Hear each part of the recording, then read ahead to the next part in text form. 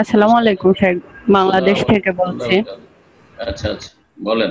শেখ, আমার আম্মুর তরফ থেকে একটা প্রশ্ন। আম্মু প্রশ্ন যে যেসব নামাজে বা তাহাজ্জুদ নামাজে যদি রাকাত দীর্ঘ করতে হয়, তো আমরা তো বড় সূরা পারি না, ছোট ছোট কয়েকটা সূরা যদি মিলিয়ে পড়া হয়, সেই ক্ষেত্রে কোনো অসুবিধা আছে কিনা, বা এইভাবে তাহাজ্জুদ বা সুন্নত নফল অন্যান্য নামাজ পড়া যাবে কিনা? প্রশ্ন করেছেন যে আমরা তাহাজ্জুদ পড়ি কিন্তু বড় সূরা মুখস্থ নেই, আর একটু লম্বা করে পড়তে চাই, তাহলে এক রাকাতে কয়েকটি সূরা পড়তে পারবো কিনা? জি, পড়তে পারবেন, কোনো অসুবিধা নেই। শুধু তাহাজ্জুদে না, ফরজ সালাতেও যদি এক রাকাতে কয়েকটি সূরা কেউ পড়ে, কোনো অসুবিধা নেই। তবে উল্টো করে পড়া এ যাবে না, একই রাকাতে উল্টো করে পড়া। আপনি প্রথম রাকাতে পড়লেন, আপনি ধরেন সূরায়ে নাস, আর দ্বিতীয় রাকাতে সূরা ফালাক। এটা জায়েজ আছে, এটা জায়েজ আছে। কারণ এই কোরআনের যে পর্যায়ক্রম বা তরতিব বা বিন্যাস, সেটা আল্লাহর পক্ষ থেকে বিন্যাস ওহী, মানে ওহী নয়, বরং এটা ইজতিহাদ।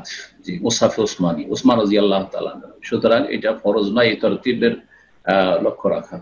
পক্ষান্তরে আপনি যদি একই রাকাতে পড়েন, তাহলে সূরা উল্টো পাল্টা করা যাবে না। আগে সূরা ফালাক, তারপর নাস, এইভাবে ওই দিক থেকে আসবেন, যে দিক থেকে কোরআনে কারীম আছে। যথাসাধ্য এটা চেষ্টা করবেন। এক রাকাতে ফরজ হোক, সুন্নত হোক, নফল হোক, তাহাজ্জুদ হোক, কয়েকটি সূরা পড়তে পারেন, তবে এই ক্ষেত্রে তরতিবের খেয়াল রাখাটা উত্তম হবে। তরতিব সহকারে পড়বেন। আয়াতের তরতিব, তাহলে তিনটি মশলা এখানে বললাম। তরতিব, আয়াতের তরতিবকে কেউ যদি উল্টা করে দেয়, তখন হারাম হবে। অর্থাৎ একই সূরার শেষ দিকের আয়াত আগে পড়লো, তারপরে আগের দিকের আয়াত পড়ছে, এটা জায়েজ নয়। একই রাকাতে যদি করে, ধরেন কেউ লিল্লাহি মা ফিস সামাওয়াতি বা আমানার রাসূল, সূরা বাকারার শেষ আয়াতগুলি, আর তারপরে তখন আপনার আয়াতুল কুরসি, আল্লাহু লা ইলাহা ইল্লা হুয়াল হাইয়ুল কাইয়্যুম, না, এটা জায়েজ না।